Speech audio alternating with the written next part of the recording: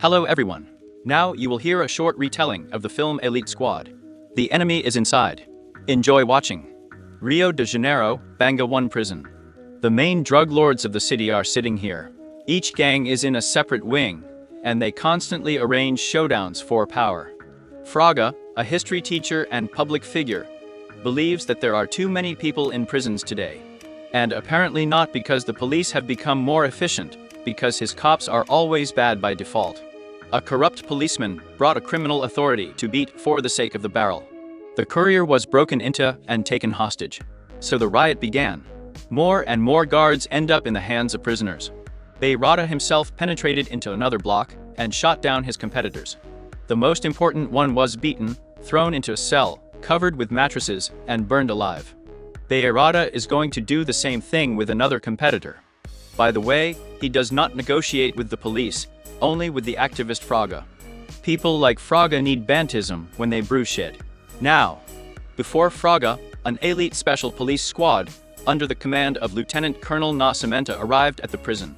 And he won't let the scumbags get into the third wing.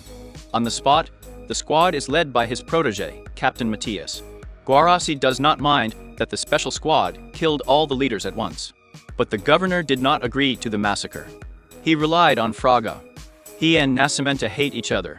Fraga didn't even put on a bulletproof vest, supposedly so the prisoner wouldn't trust him. Fraga hopes to convince the convict that they will simply be killed if they do not surrender. As a result, he was able to arrange for the hostages to be released. Nascimento also wanted it to end without unnecessary casualties. However, Matias did not listen to him and broke into the block. Now Beyrada has taken Fraga hostage. Matias lowered his rifle. Fraga managed to calm down the authority again, so that he lowered his gun. And at that moment Matias blew his brains out. Problems started immediately. Fraga accused the captain and the lieutenant colonel of the massacre.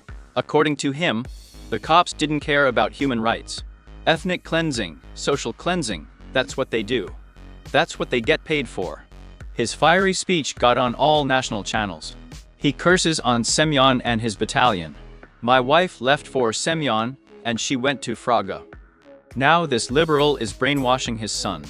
Politicians and journalists have made a scapegoat out of Nascimento. That's just for the people. The lieutenant colonel is a real hero. After all, for them, a good bandit is a dead bandit. Therefore, the politicians had to change their shoes immediately. The host of the political show Fortunata claims that if the governor fires Nascimento, the streets will be flooded with violence again. As a result, the lieutenant colonel was promoted. He was appointed Deputy Secretary for Intelligence. He will be responsible for all wiretaps in the city. Nascimento will try to change the system from the inside. The corrupt cop Fabio also rose. Previously, he was not accepted into the special squad.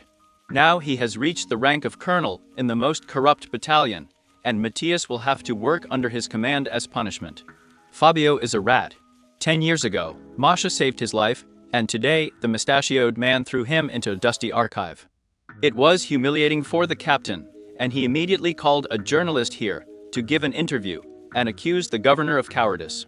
For his frankness, he received 30 days in prison. The embittered honest cop now doesn't trust even his commander after his new assignment. Fraga, having received 15 minutes of fame, immediately decided to run for state deputy. The left voted for him with pleasure. Nascimento gave his son to jiu-jitsu so that he could learn to fight. But after the performance, Rafael said that he did not want to fight, and he does not like it when his father beats people. Fraga definitely brainwashed him. His son is afraid of him, and his ex-wife considers him a fascist. But there is no time to get upset at Cimento. He is completely immersed in work. Using his position, the lieutenant colonel tripled the number of special battalions, provided them with armored cars and helicopters.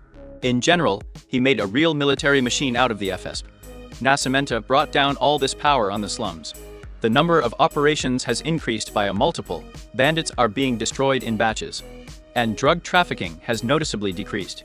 The actions of the Cimento dealt a serious blow to corruption in the police. Dirty cops once again got too little on their paws and just shot the dealers.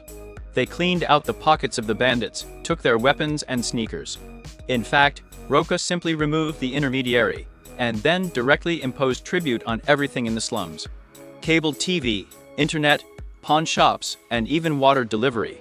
Roca ran his fat fingers into all spheres and began to receive interest from any favela transaction. If some poor guy couldn't pay, he was brutally beaten in front of everyone and then executed in the nearest alley. In 4 years, dirty cops have taken over the favelas, thus completely displacing drug dealers. It so happened that it was Nascimento, with his paramilitary police, who helped them in this. If there were witnesses who claimed to be Rocha's gang, they were soon shot in their own cars. Fraga understood this problem best of all. Unlike, for example, the TV presenter Fortunate, who also became a deputy. The president asked Fraga not to raise such a sensitive topic on the eve of the elections. Guarassi, the former head of Semyon, skimmed the cream off his successful activities and also became a deputy. Fraga hated the seeds more and more, and this hatred was passed on to his stepson Rafael.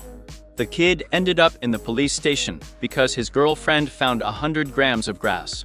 And Rafael took the blame because he is a minor. It soon became clear why Governor Guarassi Fortunata turned a blind eye to police lawlessness. They feed from Rocha's hand. He promises the politicians that his team will support them forever.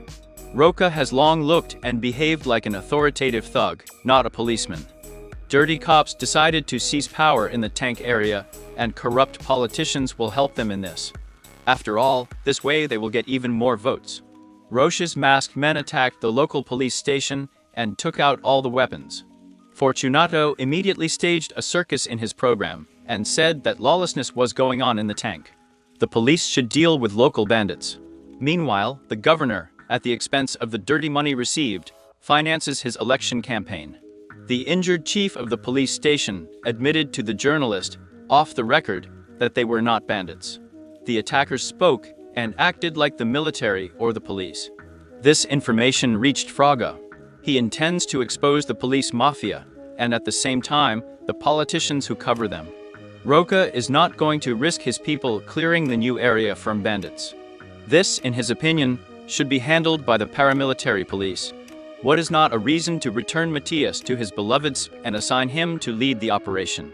Nascimento, thanks to the wiretap, learned that the dealers themselves do not know who attacked the police station. So there is no reason for an invasion.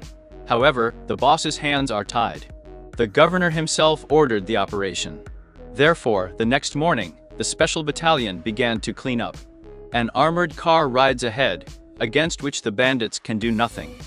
They could only run away. But then Matias was waiting for them, and together with his partner, they shot the fleeing criminals. So there are almost no drug dealers left in the tank.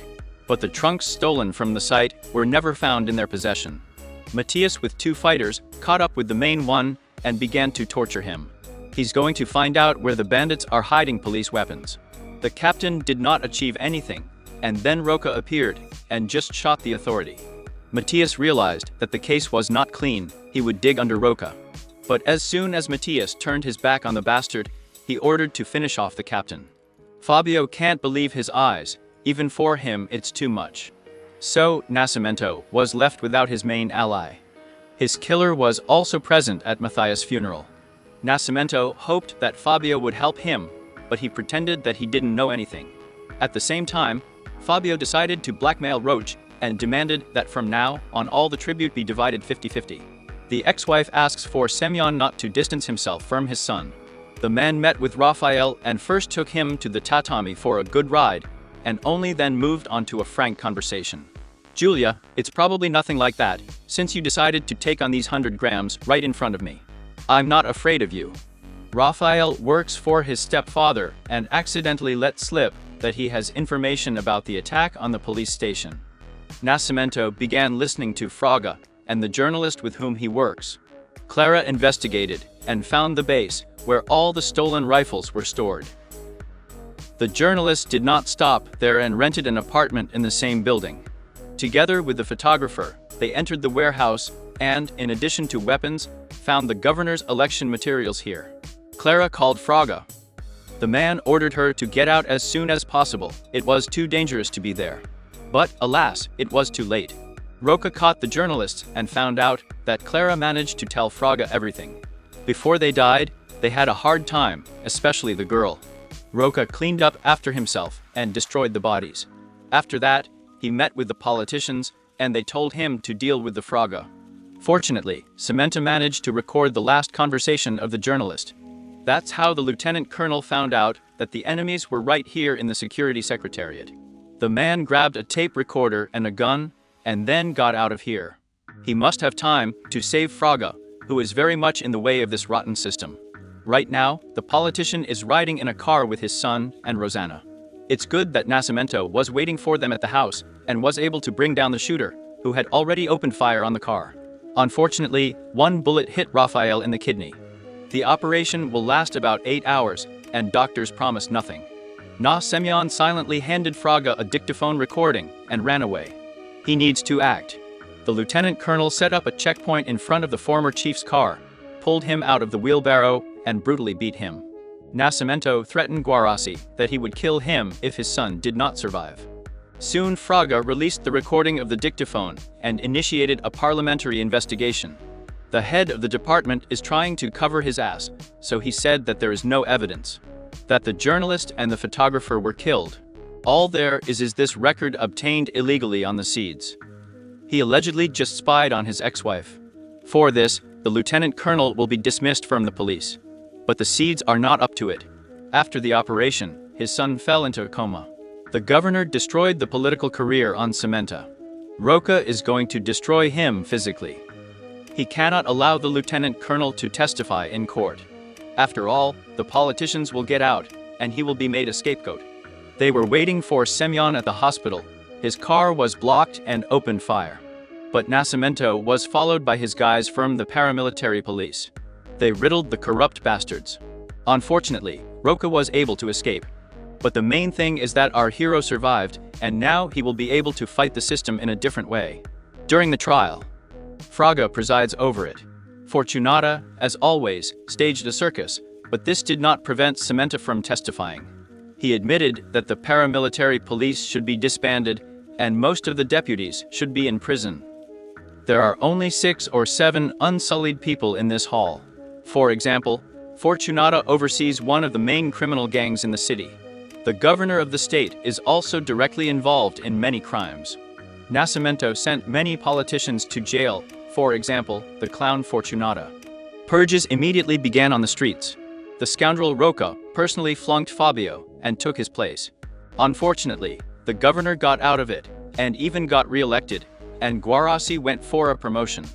Nascimento saved his life, because after a while Rafael came out of a coma.